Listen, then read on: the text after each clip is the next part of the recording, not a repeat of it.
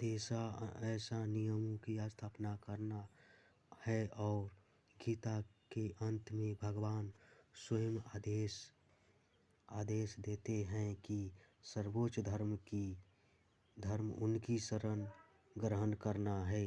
वैदिक नियम जीव को पूर्ण शरणागति की ओर अग्रसर कराने वाले हैं, और जब भी आसुरी द्वारा इन नियमों में अव्यवधान आता है तभी भगवान प्रकट होते हैं।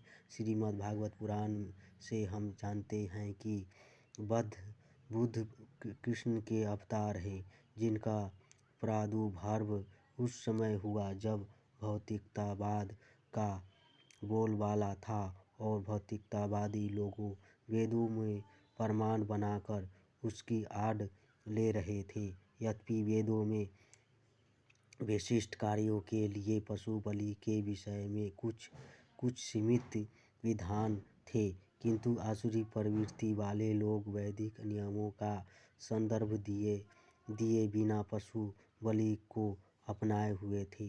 भगवान बुद्ध इस अनाचार को रोकने तथा अहिंसा के वैदिक नियमों की स्थापना करने के लिए अवतरित हुए। अतः भगवान के प्रत्येक अवतार का विशेष उद्देश्य होता है और इनका सब का वर्णन शास्त्रों में हुआ है। यह तथा नहीं है कि केवल भारत की धरती में भगवान अवतरित होते हैं। वे कहीं भी और किसी भी काल में इच्छा होने पर प्रकट हो सकते हैं।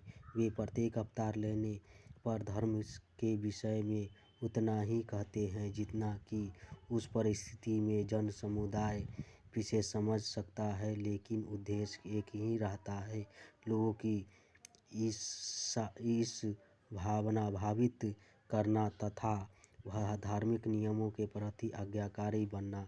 कभी वे स्वयं प्रकट होते हैं तो कभी अपने प्रामाणिक प्रतिनिधि को अपने पुत्र या दास के रूप में भेजते हैं, या वेश बदल कर स्वयं ही प्रकट होते हैं। भागवत गीता के सिद्धांत अर्जुन से कह रहे थे कि अतः वे किसी भी महापुरुषों के प्रति हो सकते थे, क्योंकि अर्जुन संसार के अन्य भागों के सामान्य पुरुष की अपेक्षा अधिक जागरूक था। 2 और 2 मिलाकर 4 होते हैं। यह गणितीय नियम प्रामाणिक कक्षा के विद्यार्थी के लिए उतना ही